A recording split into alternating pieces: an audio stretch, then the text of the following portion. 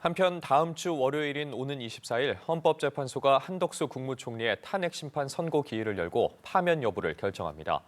윤석열 대통령 탄핵소추 사유와 일부 겹치는 부분이 있는데 이 부분에 대한 헌재의 판단도 주목됩니다. 계속해서 취재기자 연결해 알아보겠습니다. 진기훈 기자.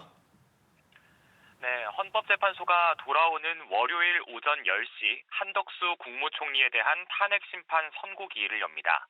지난해 12월 27일 한 총리가 탄핵 소추된 지 87일 만에 탄핵 심판 결론이 나오는 겁니다. 한 총리의 탄핵 소추 사유는 5가지인데요. 윤석열 대통령의 내란 행위를 공모, 방조하고 국회 추천 헌법재판관 후보자 임명을 거부하는가 하면 내란 특검법과 김건희 특검법에 대해 거부권을 행사했고 한동훈 전 국민의힘 대표와 공동 국정 운영을 시도했다는 겁니다. 관심은 한 총리가 내란 행위에 공모했는지 여부에 대한 헌재의 판단입니다. 윤 대통령 탄핵 심판 쟁점과도 겹치기 때문인데 헌재가 위헌성 여부를 판단하게 되면 윤 대통령 사건 판단을 가늠해 볼 수 있다는 관측이 나옵니다.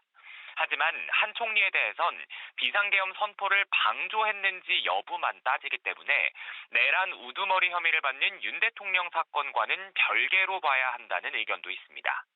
한 총리는 국회의 탄핵소추 사유가 모두 타당하지 않다며 윤 대통령의 비상계엄에 반대했고 군 동원에도 관여하지 않았다고 주장했습니다.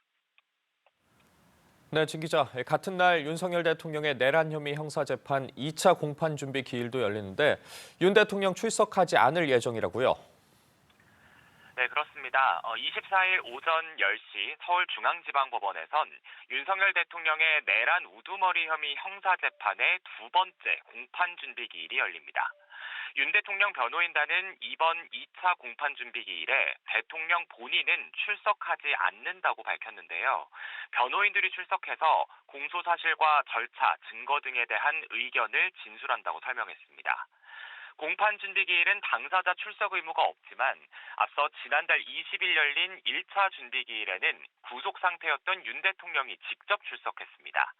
당시 윤 대통령은 별다른 발언은 하지 않았고 변호인도 기록을 검토하지 못해 공소사실 인정 여부를 밝히기 어렵다고 하면서 10여 분 만에 끝났습니다.